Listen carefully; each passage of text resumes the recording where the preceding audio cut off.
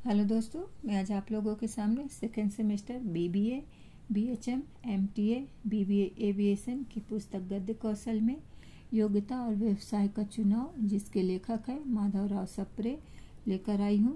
तो चलिए दोस्तों, सबसे पहले हम माधवराव सप्रे का आज लेखक परिचय जान लेते हैं। तो माधवराव सप्रे का जन्म है मध्य प्रदेश के सागर जिले के पथरिया गांव में हुआ था और इनका जन्म डेट है 1871 में हुआ था और इनकी जो मृत्यु हुई है 23 अप्रैल 1926 को हुई थी। तो इन्होंने जो अपनी मासिक पत्रिका की शुरुआत छत्तीसगढ़ मित्र नामक मासिक पत्रिका से शुरुआत की थी और सप्रे जी ने टोकरी भरी मिट्टी की कहानी इसी छत्तीसगढ़ पत्रिका में छपी थी। तो इनकी जो रचनाएं हैं, इनके द्वारा लिखी हुई पुस्तकें हैं स्वदेशी आंदोलन, बायकाट, जीवन संग्राम। तो जब ये मरने से पहले इन्होंने क्या कहा था कि मुझे मोक्ष प्यारा नहीं है, मैं फिर से जन्म लूँगा और देश को तो अभी मोक्ष प्राप्त हुआ ही नहीं है। ये इनके वर्ड्स थे। तो चलिए दोस्तों, योग्यता और व्यवसाय का चुनाव में लेखक क्या बताना चाहते हैं हम देखते हैं। तो यहाँ पे लेखक बता रहे हैं कि प्रत्येक व्यक्ति को किसी न किसी व्यवसाय, रोजगार, धंधे या पैसे की आवश्यकता होती है। वह बड़ी बुद्धिमत्तापूर्वक अपना व्यवसाय चुनने में मनुष्य का जीवन सफल होना अवलंबित है। ऐसे बहुत थोड़े हजारों में से ऐसे व्यक्ति होंगे जिन्हें जीवन निर्वाह के लिए काम करने की आवश्यकता नहीं पड़ती, क्योंकि उनके पास बहुत ज़्यादा पैसा, संपत्ति, सब कुछ है।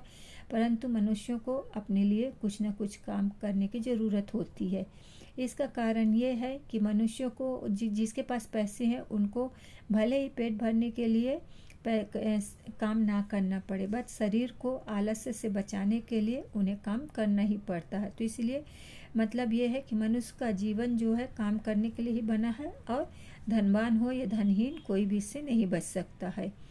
तो आगे यहाँ पे लेखक बता रहे हैं कि ये बात एकदम प्रूफ हो चुकी है कि मनुष्य को कुछ न कुछ काम करना ही होता है। तो बहुत से युवक इस बात से डरते हैं और घृणा होते हैं कि माता पिता पिंड नहीं छोड़ना चाहते हैं, रोटी के प्रश्न को स्वयं हल करना बेइज्जती समझते हैं। उन्हें कभी न कभी जल्दी या देरी में कभी न कभी कार्य आरंभ करने पड़ते। इसलिए प्रत्येक युवक का संसार में प्रवेश करके विजय कामना रखता हो तो यह कर्तव्य है कि वह शीघ्र ही इस बात को समझ ले कि वह अपनी सारी शक्ति को किस काम में लगाएगा। अनिश्चित अवस्था में रहकर यह विलंब करने में फालतू का समय खोने से और कोई फायदा नहीं है।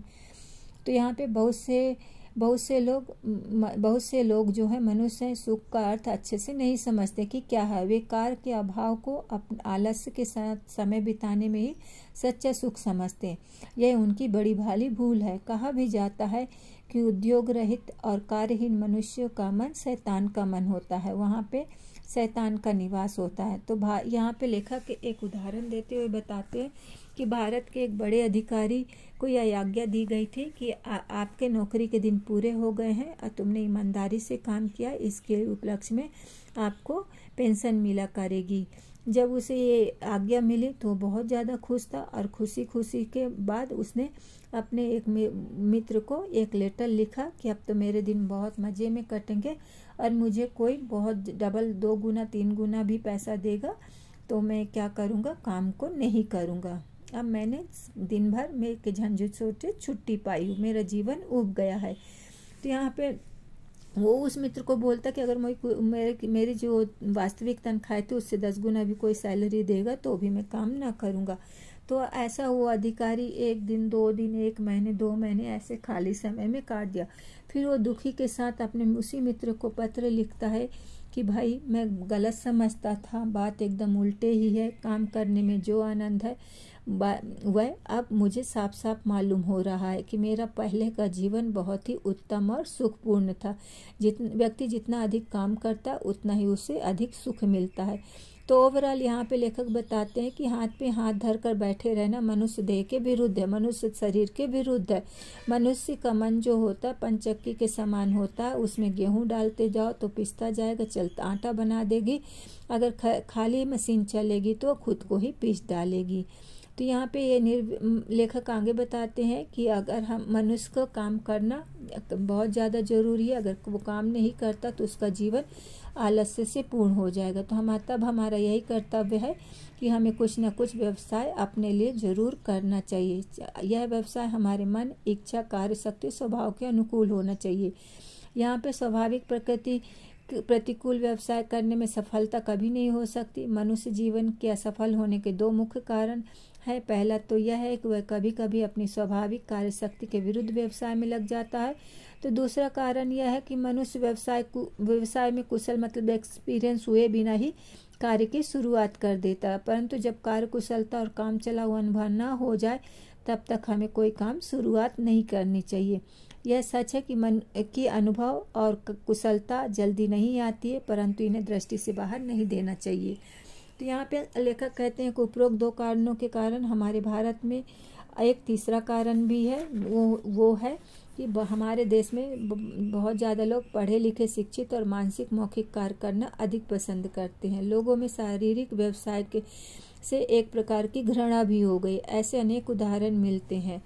तो यहाँ पे एक मनुष्य जो है लेखक उदाहरण देके बता रहे होते हैं कि एक मनुष्य 8 रुपये पहनकर म्यूनिसिपैलिटी नाके का मुंशी बनकर कान में कलम लगाकर अपने जीवन की सार्थकता समझता, परंतु उसे शारीरिक कार्य करने में, अधिक द्रव्य पैदा करने में उसे लज्जा महसूस, मतलब वो शारीरिक काम करके अधिक पैसे कमा सकता है तो उसे शर्म आती है। तो भारत में बाबू साहेबीगिरी की बीमारी दिनों दिन बढ़ती जा रही है। तो लेखक बताते कि मैं ये दुख के साथ कहना पड़ रहा है कि यदि इस रोग की दवा हमने शीघ्र ना निकाली तो ये बीमारी हमारे लिए बेइलाज हो जाएगी, असाध्य हो जाएगी। तो हमें यह लेखक याद दिलाते कि हमें शारीरिक श्रम करने से, अपनी कर्मेंद्रियों को किसी कार्य में लगा देने से ही शिक्षित समाज अपने देश के लिए आधार सोच सकता है। तो यहाँ पे लेखक विद्यार्थियों के लिए स्पेशल बोलते हैं कि विद्यार्थियों को लिए ये उचित है कि इस बात पर ध्यान दें वो शारीरिक श्रम से कभी पीछे ना हटे, घृणा ना करें। तो यहाँ पे लेखक आगे बताते हैं कि जब हमें हमारी रुचि और प्रवृत्ति के अनुसार कोई व्यवसाय चुन ले, फिर हम उसमें हजारों बाधाओं होने के बावजूद भी हमें वो व्यवसाय पर लगे रहना चाहिए। यहाँ पे लेखक कहते हैं कि बहुत से ऐसे युवा लोग हैं कि जो कष्ट को, उदासीनता और अकृत्यकारिता होने से युवकगण हताश हो जाते हैं। वो सोचते हैं कि इच्छित व्यवसाय को यह समझकर छोड़ देते हैं कि कदाचित हम दूसरा व्यवसाय करते तो हम अच्छे सक्सेस होते। हमने ये व्यवसाय चुनकर बड़ी भारी भूल की है। हमें सर्वदा यही उचित है कि हमने जो भी धंधे को अपने लिए एक बार चुन लिया है उसी पर अड़े रहें, कभी भी छोड़े नहीं, उस पर पूरी दृढ़ता से लगे रहें। जीवन संग्राम में विजय प्राप्त तभी होती है जब हम सारी प्रवृत्तियों को अपने अनुकूल बना लेते हैं। तो व्यवसाय चुनने की जितनी ज़रूरत उससे बढ़कर उसमें सबसे ज़्यादा दृढ़तापूर्वक स्ट्रांगली उस पर 100% देना से है। कठिनाइयाँ बहुत आती हैं, बट ये विचार करना मूर्खता की बात है कि अगर हम दूसरा व्यवसाय करते तो हम उसमें अच्छे से सफल होते हैं। तो जब हमने जो भी व्यवसाय चुन लिया है उसी में हम लगे रहना चाहिए। किसी दूसरे अपने व्यवसाय को दोष या हानि ऐसा होगा ये नहीं समझना चाहिए। हम जिस गुलाब को देखेंगे उसमें कांटे तो जरूर मिलेंगे। हमने अपने एक बार के दृढ़ निश्चय से व्यवसाय को बिना समझे बुझे कभी भी नहीं छोड़ना चाहिए। मतलब कोई सा भी व्यवसाय हमने कर लिया तो उसमें हमको स्ट्रांगली लगे रहना है। तो यहाँ पे लेखक आगे बताते हैं कि हमें किसी व्यवसाय को चुनने या छोड़ने में चंचलता या जल्दबाजी नहीं करनी चाहिए। कभी कभी जब मनुष्य अपने व्यवसाय में 1000 प्रयत्न करने पर भी सफल नहीं होता तो उसे व्यवसाय बदलकर दूसरे चुनने की आवश्यकता अवश्य होती है, परंतु इससे यह सिद्ध होता है कि उसने व्यवसाय को चुनने में बहुत बड़ी गलती की है। गलतियां कई कारणों से हो सकती है, बुरी संगति के कारण, अचानक घटनाक्रम के कारण, या माता पिता की बुद्धिहीनता या अधूरी शिक्षा के कारण।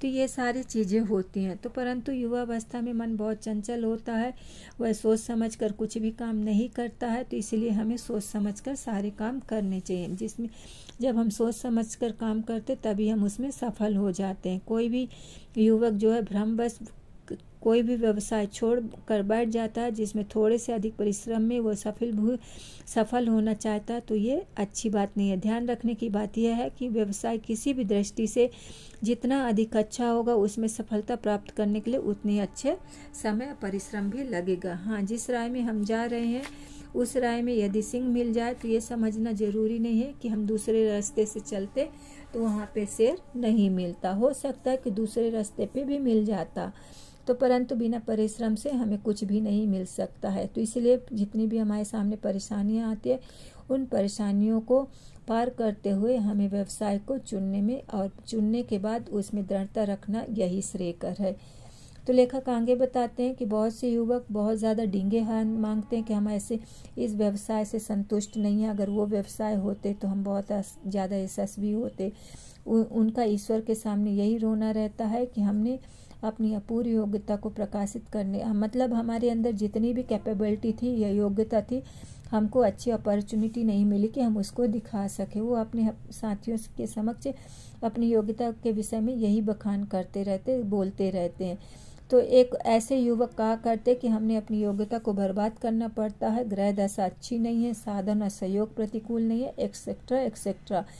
परंतु यह युवकों की बड़ी भारी भूल है। लेखक कहते हैं कि इस तरह के प्रलापों के कारण दुनिया उन्हें आत्म प्रशंसक समझकर तिरस्कार करने लगेगी। क्योंकि दुनिया की तो आज तक यही समझ है कि जिसने थोड़ी बहुत आश्चर्यजनक योग्यता विद्वान है, वह मनुष्य उसे किसी न किसी तरह से संसार को अवश्य दिखा देगा। इसलिए अपने व्यवसाय की तुच्छता की शिकायत न करते रहना चाहिए और जो भी आपने व्यवसाय किया है उसको अच्छे मन से और पूरे परिश्रम से, पूरे ध्यान से उसको सफल बनाने की कोशिश करना चाहिए। तो दोस्तों, आपको ये लेसन कैसा लगा कमेंट्स करके लाइक करिए, कमेंट्स करिए, ज़रूर कमेंट्स करके बताइएगा। धन्यवाद।